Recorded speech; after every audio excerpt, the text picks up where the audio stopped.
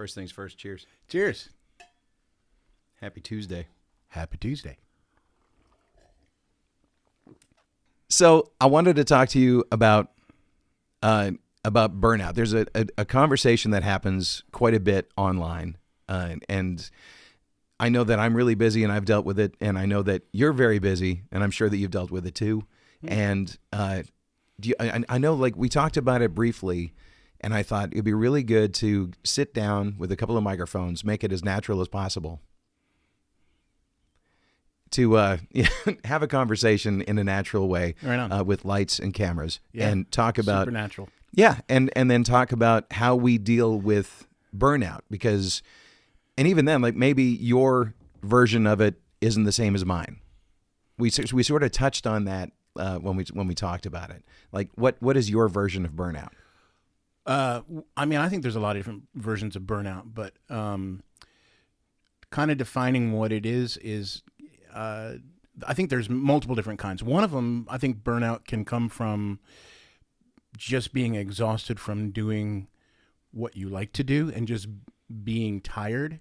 That's more maybe being tired, but burnout for me comes from being tired from things I don't want to do, just being overwhelmed. It's more of a negative connotation. Mm-hmm. I would never, like, if I were doing a project that I was really into, but I was completely just fried after it, I don't know if I would call that burnout.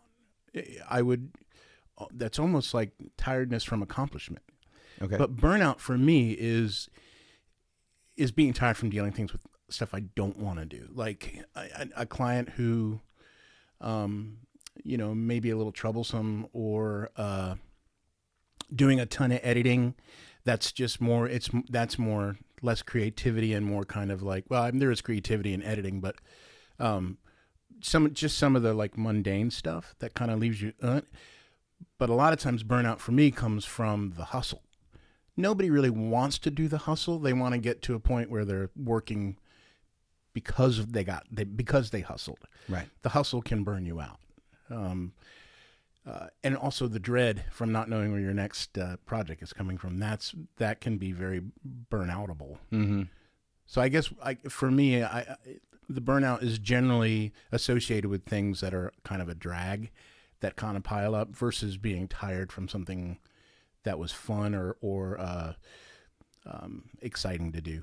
Right. Does that make sense? It does. So what's the caveat? The caveat to being burned out mainly from stuff that you don't want to do is I will get, if I've put a lot of myself into a project, be it mine or I'm working on something for somebody else, even if I'm real proud of the work and it was really fun to do, I'm still left being tired.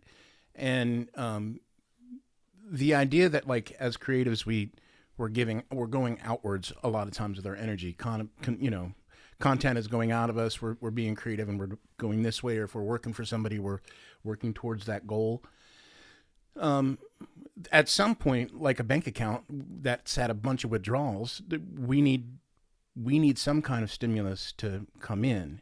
And so there's that point for me where I can be completely withdrawn, even if it was a good thing. And I can feel like that is a form of burnout. Burnout to me has a negative connotation, but if I just sit and watch a movie where I don't say anything and I just experience, like, especially visual effects movies, like, oh, that's cool, it can actually improve my burnout feeling from a good thing. Right. I don't really know, like, in terms of, like, dealing with burnout from a bad thing, it's a necessary evil, I think. I guess I try to be grateful for the work that comes from hustling and all that stuff. A state of gratitude really is, it's hard to be, like, pissed off and grateful at the same time. Right. So being grateful for the things that you worked hard enough to be burnt out for is a good way to, like, combat that. See, I think burnout can happen from a good place too, though, because, like, too much of a good thing is still too much. If you live for live music and you're playing 7 nights a week for a long period of time, sometimes you just run out of ideas and you run out of things to say and you run out of, like, we talked about this earlier, that I've I'll often have these rage quit fantasies where I'll be on stage and just it'll be the smallest thing that'll set me off. It's like, I should just throw this guitar down on stage. I should smash it and then just leave and then see what happens. Like I'd say goodbye to pretty much everything I've built up, but just for that one moment. But it's still, it's a fantasy. I have them too. Like I should sell everything and move to a small town and be a dishwasher where nobody knows me. And I've driven past a gas station that has a help wanted sign on it, and I'll go, I wonder. It'd be nice to have like a regular income, and it'd be nice to have a paycheck every 2 weeks, and like the proximity to like Reese's peanut butter cups all the time. Right. Right. Yeah. And then you start having, I'm not even going to finish that thought. Never mind. I know where you're going. Does it end with a big explosion? Yeah, it does. Yes. Yeah, it's like rage quitting on a whole different level. It's. I know we were talking about burnout, but and I've joked about this and talked with many people about as performers when we're on stage or whatever, or even on social media, we're like one word and one action away from completely destroying our career. There was keeps getting proven over and over. There was I've been on stage with like, you're waiting to go on and then like people come and talk beforehand. Maybe it's the mayor of the town or whatever. Yeah. And you're like, what if I just pushed him off the stage? Like, what would and I would be in jail. My whole life would be over, but that's how fragile what we do is. So, But there's also like a schadenfreude as well to watching. That sounds delicious. What is that? It's enjoying other people's misfortune. Oh. Like getting joy from it. Like recently there was I hate to keep bringing this up. I hate to bring it up at all. But this is the only example that's coming to mind because it's still fresh. But it's the national anthem debacle that just happened. Oh yeah. Yeah, where one of the reasons why I feel terrible because it's just like one moment. It's like one thing that all of a sudden takes on a life of its own. And your life has changed. Okay, well, here's another example. Something a little bit more positive, I guess, is the Haktua video that made the rounds, where like it was just an offhanded comment. It was a joke about something but now her life has completely changed. Like she didn't have, didn't have social media before this, but her existence and her video took on such a life of its own that all of a sudden it's like she's now part of the zeitgeist. Yeah, that's a shame. For an offhanded remark, she's doing fine. Like she'll be fine. No, I know. I know. She signed on with a management company. She joined social media and ended up getting 1 million followers pretty much overnight. Yeah. Again, but that's today's climate. Whereas we could be playing music for 30 years and I mean.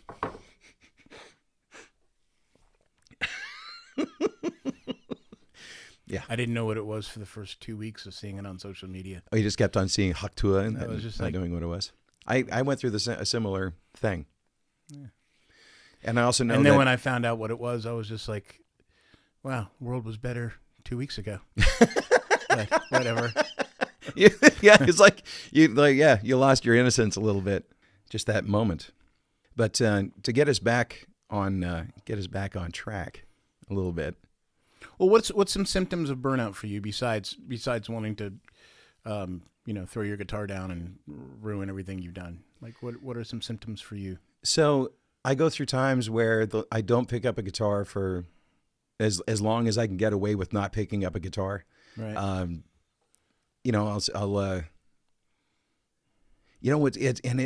just like the last thing I want to do is even think about music or let alone listen to it or anything else. Like when I finish playing a 4-hour gig on Broadway in Nashville, I will drive home and I'll be listening to either podcasts or talk radio or nothing. Like I'd rather just sit in silence and just enjoy the silence. Yeah, totally. Yeah. And then it also, like that drive home is also my decompression time too, because sometimes I'll be all fired up, not in the best of ways. And, I'll just need to have that time to kind of, breathe, calm down, And it's not all the time. Like sometimes I have really great nights. More often than not, I'll have really great nights. But just like with everything, it's never the good things that you remember necessarily. It's always that, that one person that just really rubbed you the wrong way, or just got on your last nerve. Oh yeah, yeah. And those are the moments that you take home with you. Well, which is what I try to avoid. and for the most part, like we live very different we live very different musical lives for the most part. I still go out and play live, some, but a lot of my life is in the studio. But for me, when you said you listen to talk radio and stuff like that, it's imperative for me because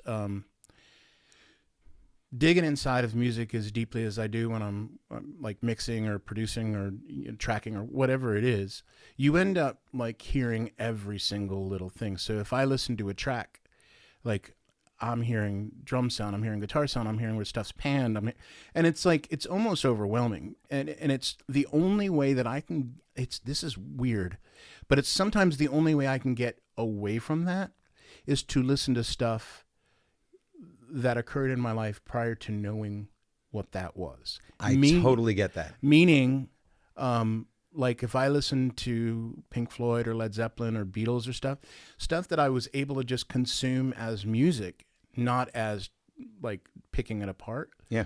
I can still listen to it. Now I listen to it with a different perspective, but I don't pick it apart like I do newer stuff. Right. And that, it's when I've had conversations with people that aren't musicians and their thoughts were like, well, when you listen to music, you're hearing all this stuff that must be amazing. It's like, not really, because when you listen to music, it affects you in a certain way, and some music still does. I mean, there's no hard truth to anything, but I liken it to like if I were to eat the best macaroni and cheese in the world, right, and not know what was in it. It would taste a certain way. If I took that bite and I was like, and going through all the ingredients, like I'm missing almost missing the taste. Yeah. So I mean, burnout can be listening to music because it instantly puts me in a different frame of mind. So, talk radio is great. I mean, podcasts are great a way for me to decompress as well, because it's just. You're just a bystander kind of absorbing stuff. That gets back to what I was saying earlier about, needing something this way. Absolutely. And meditation is great. I don't know if you do that, but I will most every morning I'll take like 10, 15 minutes and I will just sit in silence. Not on purpose. But generally when you forget where your phone is, you just sit there quietly and go, where did I put it? Well, sometimes I'll sit and just kind of relax. I guess it's sort of meditative in a certain respect. Or I'll find mundane activities that sort of put me in that headspace where I'm not, brain kind of empties out and I just don't think about anything. And, I mean, going back to what you were saying about listening to music, one of my favorite things is like I grew up with vinyl. Like my parents had a not huge, but they had a vinyl collection. And just recently, I've started getting back into collecting vinyl. And one of my favorite things, and this is a way that I kind of avoid the whole burnout thing, is when I listen to music, as soon as I hit start on the record player and there's a sound of the needle lifting off its holder and then going over and then dropping down, and then there's like that pop as soon as the needle makes contact with the vinyl, and then those few rotations that hiss, and then the music starts. But it's that split second between pop and hiss and music that is like, oh yeah, that's awesome. Yeah, that's very well described. It's nostalgia. It's a way for me to go back to actually enjoying listening to music again. Because I'm the exact same way. Like you can hear all the micro, like when somebody's sharp or flat when they're singing, or there's certain triggers you can hear where it was fixed, and that's what drives me insane. Like I have such a hard time listening to perfect music because like it just bores the ever living shit out of me. Part of like the social climate of ingesting music is listening to stuff that's been tuned. And so I think, it's right there. Yeah. The, I think society, for the most part, is so used to hearing stuff being tuned perfectly. Yeah. That if you were to put out something new without any auto tune on it, though it would probably be super great and cool, it might not have mass appeal unless it gets unless somebody is pushing that. Right. Like, you know what I'm saying? It's like it can't, stuff that's not fixed or tuned doesn't compete in pop world. It's got to have its own spot, because up against that, you really hear the difference between the two. And I think there's got to be, I mean, there's definitely a market for that. The Oh, there people is. There totally is. What I'm saying is, I think when they live next to each other, yeah, it's different. Like there are some great, there's a lot of great music coming out of this town that, even though it's probably touched up, it sounds a lot more natural than, super quantized and tuned stuff that is on pop radio. Yeah. Yeah, like there's been discussions going around about how AI is potentially going to ruin music, and I don't know how you feel about it. Humans have been ruining music for years. So I mean, yeah. And so I mean, bring it on. Absolutely, yeah. That's a really good point. But I think that there's always going to be. There's always going to be the outliers. Like, one of my favorite things now is I have an app on my phone called nugs.net.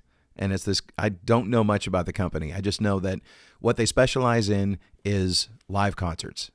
And they bring concerts from newer bands, older bands, like all the way down the line, to the point where some of the concerts that they play, you listen to and you go, wow, they let that go through. But as a result, I love the fact that it was so imperfect that they still, and it was just fine. Like, just kind of, there it is, warts and all. That's exactly how we sound. That's how we sounded that night. And I love that. I mean, that was the Grateful Dead's motto. Yeah. A lot of bands coming up, that was their motto. But the Grateful Dead allowed taping because they knew every night was different. They didn't, you listen to their vocals, a lot of them are out of tune, but yeah, they took it to the umpteenth degree. I mean, I can still listen to that. I mean, I'm a fan. So I can listen to that stuff, and the out of tune doesn't bother me. None of it bothers me. Like, you either dig what they're doing or you don't, or you dig that particular performance or you don't. And the fact that anybody's doing that again is great, because okay, so this brings up something. We both make content for Instagram, right? So, or Facebook. There are times I get lucky and I will do a little guitar performance and I will nail it on the first take. Right. Right. But there are others where I don't nail it on the first take, and by the time I've gotten to the fifth or sixth take, I've judged myself incredibly harshly for 5 or 6 times. Mm-hmm. And not that anybody would know it, but when I look at myself on the 6th time, like, I've beaten myself up 6 times. And, so the idea that you just do something and let it go is kind of a great old concept that should be made new again. I completely agree. You know what I mean? Like, so, because everybody wants to put their best foot forward, but I mean, literally just putting a foot forward in any way is a good thing. So something that has been floated around, and I've used it and we've used it together, is the rule of 3s, right? Where when you're in the studio, you do 3 takes, because you'll never beat it after 3. You'll never beat it. Hopefully by that point, you will be warmed up and you'll be giving the best performances of your life. Yeah. But after 3, everything starts to mean less. And I know they do it in film. They do it in production when they're filming stuff. There's people that talk about the rule of 3s. Can I challenge whether it was the best or not? I mean, just as a different point of view. Oh yeah, absolutely. I think, and I'm not saying that what you're saying is wrong, but just a different perspective is, maybe after 3 times of trying to do it the same way, you might not do it better. You might just continue to do it different. Right. And I've been in a lot of situations with players and singers who want to keep going and keep going and keep going, and I've just mentioned to them, hey, this isn't getting better; it's just getting different. So let's listen to maybe what we did in the beginning and see if you want to continue to morph this into something else, or whether you think we have it. And generally, within 3 times, they have it, and they're like, well, that's what I was going for. Right. And it's a cycle of getting in your head, like, I can refine this, I can refine this, I can refine this. And after a certain point, it's like, you're not getting any better. I try to employ that as much as possible. I don't mind working with, like if we're tracking, like, and I'm working with a solo person or whatever, a singer or a guitar player, really discuss, kind of like getting an idea what you're going for. And then rather than like workshopping it, playing it over and over again, workshop it mentally, so the execution can be fresh within 3 times. See, I suppose that I should put the caveat out too, that if somebody is recording this having just heard the song and they're still trying to find their footing, it's going to take more than 3 times. Whereas somebody that goes in knowing the stuff and having done all the pre-production and knowing the choices that they want to make ahead of time, then that's sort of where the rule of 3s comes in, I feel. Yeah. I mean, yes. But there can be the pre-production. Yeah. Well, yeah, that's the pre-production is super important. Yeah. I mean, so maybe you've just heard the song and there's a beauty to that energy. So if you, rather than singing a note, going, hey, let's talk about this, and get them super jazzed about what they're doing. And they know, like, the biggest issue between people getting the right take and not getting the right take is knowing what they're doing. Mm-hmm. I mean, yeah, there's a sense of freedom for people who don't know what they're doing and flying around. Maybe you'll get something great, but the not thinking and just doing is where you get your best stuff. I think that's just my personal opinion. So if me and you were working together and you're like getting ready to go do a guitar solo, like, hey, like, what are you thinking about this guitar solo? What are you feeling? Like, where are you at with this? Like, if you were like, I don't know, I was like, okay, let's just workshop it this way. We've done that before. We've nailed stuff on 1 and 2 takes. Like, and hey, it's also one of those situations where I know that in my heart of hearts, like, I watched the Lynyrd Skynyrd documentary, and they went in for their first couple of records. They worked everything out. Like, nothing was to chance. Like, they worked on the guitar solos, and that's something I just, I don't do. I should do more. It's like, because I want to just go in and, call it my blues background, call it maybe a little bit of laziness or whatever. But, I show up and I just want to play, I want to feel how the day feels, and then play how the song is making me feel on that particular moment. And I'm trying to capture lightning in a bottle, as opposed to showing up and knowing, okay, well, I should probably head up higher on the neck on this section, and then, finish it off, like, do the big blort thing at the end, and that should be, that's where the magic is, as opposed to, I'd like to try it the other way, because I've only ever done it really the one way, which is like showing up and playing it that day, as opposed to, maybe come in with a more of a skeletal idea. Yeah. Yeah. I mean, that's kind of a cool thing. Well, as we're here, we're in Chuck Cannon's studio, and he was telling me one of the crazy, funny Chuck Cannon isms. He was telling me he was doing a session here with Richard Bennett, really famous guitar player. Yeah. And I don't know the specifics, but somehow they were getting ready to redo a song, and Richard said, yeah, we can do it again, and it might be better, but would it be any good? and man, that really struck me. Like, what genius, like, vision of, it can be better, but is it any good? Like, it's all subjective. It's what's so funny is, like, let's just say me and you are working, and there's 3 vocal takes, and I edit the vocals so they sound like this. You, given the opportunity to edit your own vocals, I guarantee they would sound different. I'd be interested to see if we would actually choose the same tracks, like the same for comping. A lot of times, you'll work with the singer, by your side and go, what do you think? What do you think? But there's times I do it by myself. Just, hey, let me have this and present something to you.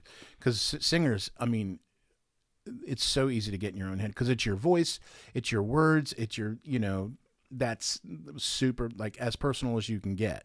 Yeah. But sometimes it's nice to go, here you go, check that out. Going back to Burnout one more time. I'm so burned out on that. That was the original topic of conversation. It was, yeah. Well, I love the conversation. Like, this is very informal, anyways, right? So, I wish you would quit touching my leg under the table. That's really weird. Oh, that's your leg. So, do you have what are your ways of avoiding or getting past the burnout phase? Because I know personally, I've got a few things. I've got a few tricks. Like we talked about vinyl before, where listening to the stuff that I was listening to when I was a kid, or discovering new things, or just trying to listen to old stuff with fresh ears. Yeah. I have adopted walking about 4 miles a day. Right on. I try to do it every day. Yep. I replaced smoking and drinking with trying to get healthy and walking every day. But what I found with walking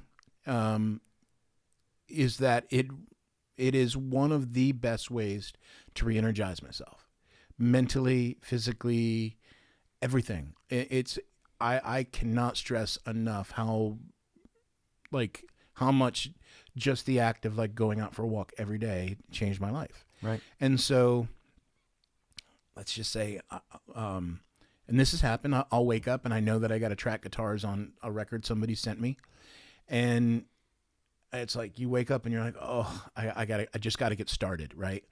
Go for a walk, come back. I can't wait to get started, and it's I don't know what it does in your body. Some doctor can probably talk to that more than me. Right. But that's a great way. And then the other thing that's really fun for me, and it gets me completely out of the dread of, well, not dread, but the burnout stage, is a lot of times on Sundays, I will cook for the week. That kitchen in there will be there'll be stuff everywhere, vegetables everywhere. There'll be I'm making tahini dressings and roasting vegetables and all this other stuff. And I will have Hulu playing Bob's Burger. Oh yeah. The cartoon. Yeah. So I will listen to cartoons and cook for a whole day. And then I don't have to cook for the rest of the week. I just have to heat stuff up. But that is so I grew up with my folks were both really good cooks. So the act of cooking is really fun for me. Yeah. And it's a whole day of getting my head out of the game. Really at its core, walking and the cooking thing is just getting my head out of the game. Anything you can do to take yourself out of the situation so you can then bring yourself back to the situation. Right. Makes sense? Makes total sense. Yeah. Absolutely. Because we have this, we should talk about the first time we met. Okay, sure. So, and then after that, I got another question that's completely unrelated. Okay, great. So this is my version of it. So, me and you both ended up after NAMM at Bluebird Cafe. Yeah, Summer NAMM here in Nashville. Yep. Yeah. Bluebird Cafe. We didn't know each other, right? Nope. And then, the Bluebird at the time was hosting an event for Earthwood. The little things that go in the back. Oh, the Tonewood. Tonewood amplification. Tonewood. Yeah. Tonewood. And so they had these amazing guitar players there in a circle doing all this stuff. But there was a little buffet set up on the bar. Yeah. And I was there, and I had gotten a little pimento cheese biscuit, and I was eating it. And you walked up, and I just looked at you, and I went, you need to try them. And you picked one up, and you went, holy shit, or something. I don't know. Use some kind of, you said something. And then I ended up just seeing you there. So I ended up just sitting next to you. And then come to find out, a little later in the evening, as we were sitting together, this dude walks up to you who was your manager or something. No, he was just it was a friend of mine that. Okay, well, I knew him from the Vertical Horizon tour. Yeah. Because he was their road manager. Yeah, Al Marks. Yeah, Al Marks. Yeah. Anyways, small town. He's been in the business forever. He doesn't even live here. He lives in Georgia. Yeah. Well, how is it that I've known you for what, 4 years now? Must be About 4 years. I think so. And we've never since eaten pimento cheese biscuits. Feels wrong. I really don't like pimento at all. Pimento cheese is not my favorite But thing. you seem to like it? It's tangy, and something has happened in my taste buds where I can't do sour, I can't do tangy anymore because like it comes with a bit of a feeling for me. So, That's a horrible sound. I'm sorry. Can you do it again? Can you do that again? Yes, I can, but I don't want to see the effects. What's this totally unrelated thing? So, tell me about GWAR. Like, Oh boy, okay. So now, I was never a band member. People keep asking me, was I in GWAR? I was never in GWAR. right? You don't have the rubber suit. No, I don't have anything. It was far less impressive than people have turned it into when they Google my name or whatever. Okay, so let's just give a little bit of backstory, or at least some context, because you played on a GWAR album. I did. I played on an album called America Must Be Destroyed, and I played on a song called Cracking the Egg and Morality Squad. Okay. I played a couple of guitar solos and other guitar parts on there. So when I was coming up as a kid, as a teenager, my band had the baddest drummer around. His name was Brad Roberts. His name is Brad Roberts. When the band went defunct, GWAR, because I grew up in Richmond, Virginia, asked Brad to join. Okay. And the smartest move they ever made, because he's just incredible. Anyways, that led to, and honestly, I don't remember how it happened, but I think Brad said, "Hey, maybe Brian could come play a solo," or I don't really remember. But I remember I was living in Murfreesboro at the time. Okay. Went back to Richmond, met with those guys, and did like a pre-production meeting with their producer, and I kind of made some funky sounds, and he loved it, and we went to Virginia Beach and recorded those 2 tracks. Later, when they were auditioning guitar players, I showed up with my little Mesa Boogie 112 combo, and it was completely the wrong move. I would have never worked out. I didn't play. It was, so I actually auditioned, but didn't get it. Right. And I remember they all had like huge Marshalls, and it was like zhong gong gong, and my little Boogie 112 combo was like ar ar ar, and I remember the bass player kind of looking at me going, "Wow, that sounds really punk rock." Like, I kind of knew at that point. I was like, "Yeah, this probably isn't working." Yeah. But they were wonderful people, and they were so sweet to like even allow me to try out. But there are some funny things that went along with being on that GWAR record. Please tell me. I know okay. I've got one story that you've told me before that I wish you would tell right now. So I'm not going to lead you on it though. So I was, after that, when I finally moved to Nashville proper, I was here a very short time and got a gig with a country cover band playing all across the country in like B rooms. Like B rooms were like, they were still pretty decent rooms, but they weren't like the major country acts weren't playing there. So we were a cover band, and we were touring, right? And I ended up in South Dakota, and on one of our breaks, I was going to just go have a smoke break. So I left the stage and grabbed my smokes and went through the kitchen. Now, mind you, on this gig, I was wearing my roommate at the time worked for Opryland. And he gave me this red and white checkered shirt that I still have. And so it looked like a picnic table. So I had a red and white checkered shirt and my blue jeans, right? Yeah. And was walking through the kitchen where these 2 guys that looked like they were straight out of like Doom Patrol, cranking the America Must Be Destroyed record. Right as I walked in the kitchen, the Cracking the Egg solo was playing. And I looked at them and I went, "Hey, that's me." Now you have to understand, these 2 guys, these 2 cooks in the kitchen playing GWAR, and I walk in with like a red and white checkered picnic Dressed table like a picnic shirt. table, yeah. Were you wearing the hat, the corresponding hat? I didn't wear a hat. Okay. You have to I draw said the line that's me, somewhere. and they just started cracking up. They thought I was kidding, and I'm like, no, I swear to you, I'm serious. And ended up showing my driver's license so they could like see that I had a credit on the record, and they're like, "What the F are you doing here playing this?" And I'm like, "I'm just doing what pays, man." Like, so that is such a musician moment, man. Well, it was, I mean, it's so less like, I mean, it really was a great experience because, to be part of, GWAR's history, man. There's nobody else like GWAR. Oh, no. I mean, Legends. Legendary. But there was another time I was traveling and, by the way, that was the story I was hoping you were going to tell. Yeah.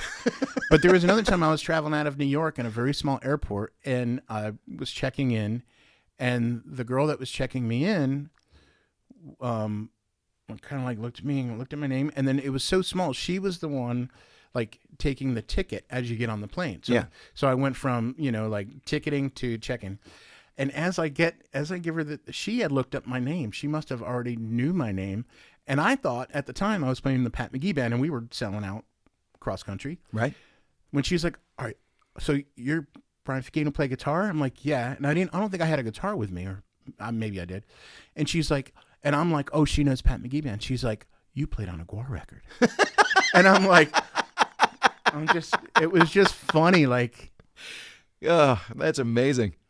Yeah. But at the same time, like, so that was back when you can actually like read the liner notes. So maybe she had those liner notes, like maybe that was her favorite record. And like she had the liner notes memorized and she recognized Ficino right away.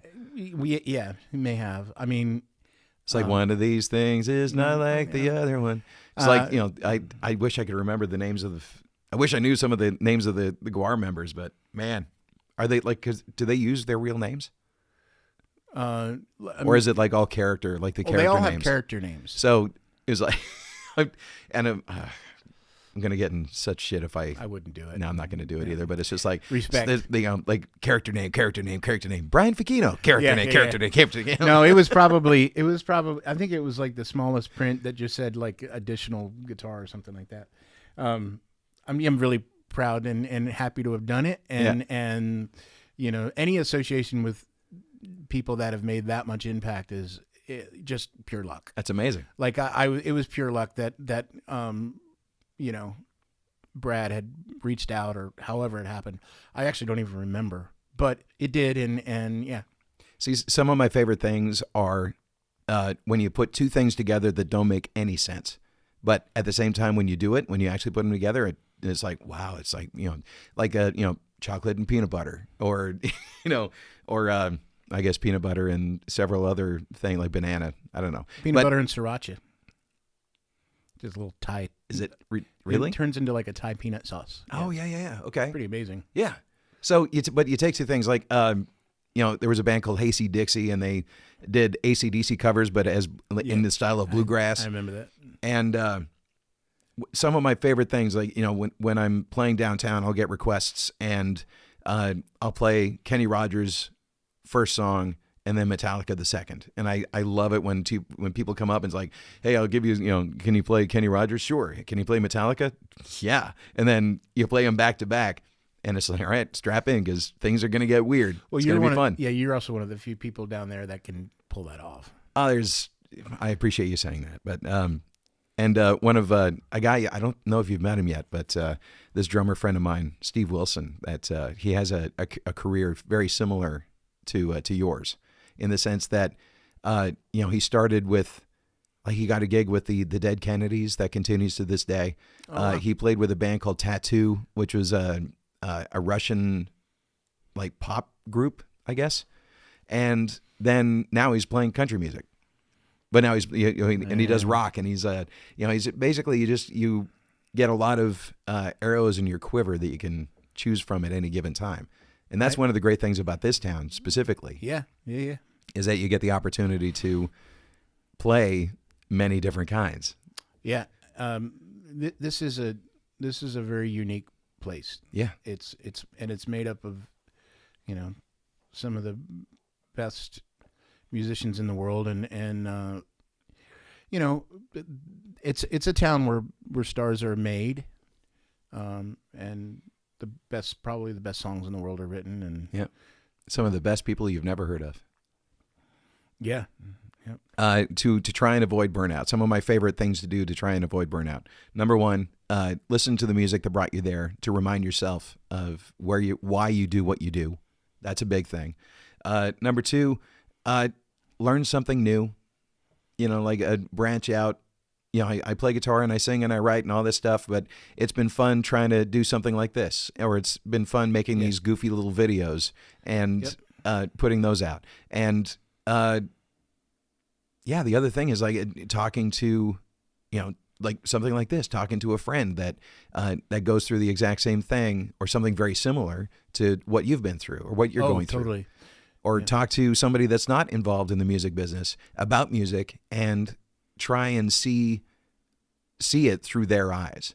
It'll help you to listen to it a little differently. Sure. If you listen to, like, I talk to somebody that's not a professional musician, but they absolutely love music. I love talking to people like that, where it's like they have such passion for what they listen to and why they listen to it.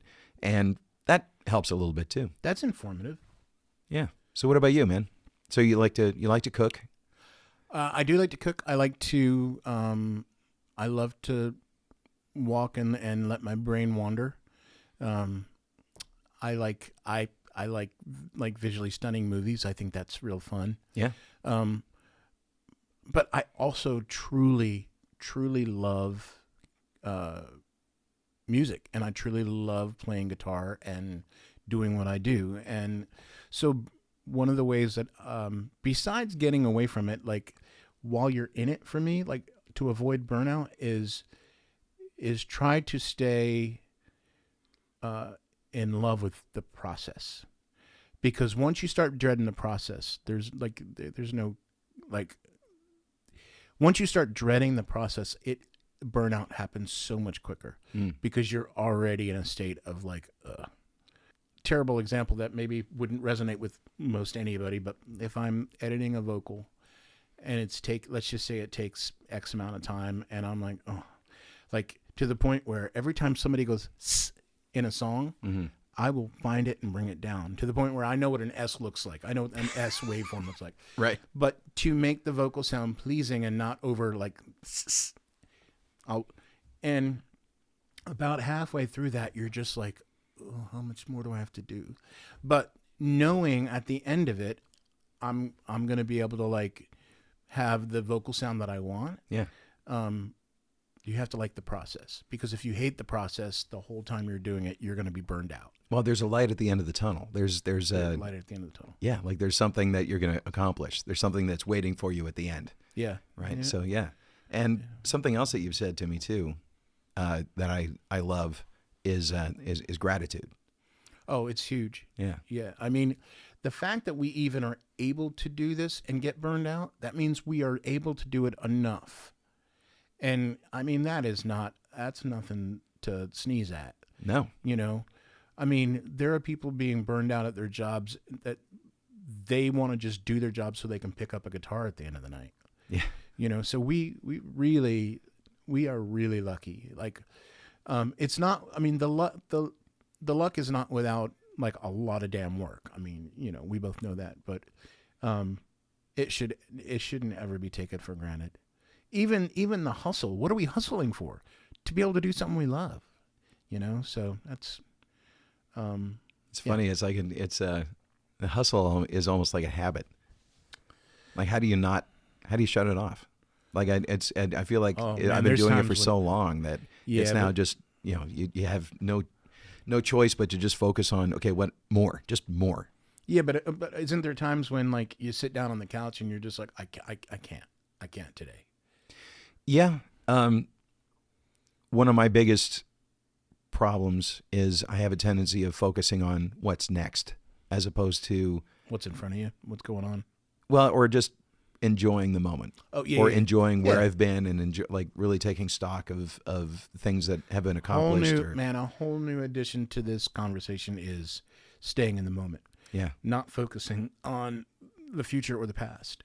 Staying in the moment. And that can go back to enjoying the process. Like, if I zoom out and I look that I have this much more vocals to edit, that's living in the future of dread. Right. If I'm just like, oh, this is okay, I got this, that's at least you're staying in the moment. And one thing I will share. Yeah. You've done my walk, right? So you know the hill that I take right around the corner. Mm-hmm. That's a bear of a hill, and I do it twice a day. If if I look up and I look to the top of the hill while I'm walking, I get so much more tired instantly. Like instantly. If I look at my feet and I just stay where I'm at and I take one step at a time, before I know it, I'm at the top of the hill. Like I walk the hill every day, but it still gets me every time I get up there. You just make sure you don't look up. If I look too far in the future, man, it looks undoable. That is a really good point.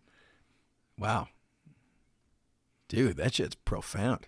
I just got to make sure that like I don't miss the bear or the deer that's in my way. Yeah, well, yeah. That's a good point too. Was that? Did you hear that noise? What noise? I thought I heard. I thought you were just talking.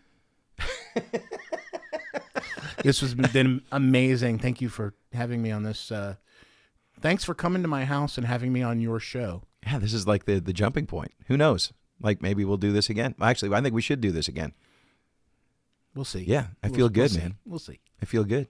Let's see what you edit it like. Well, again, let's not look too far into the future. That's right. Damn, you got it.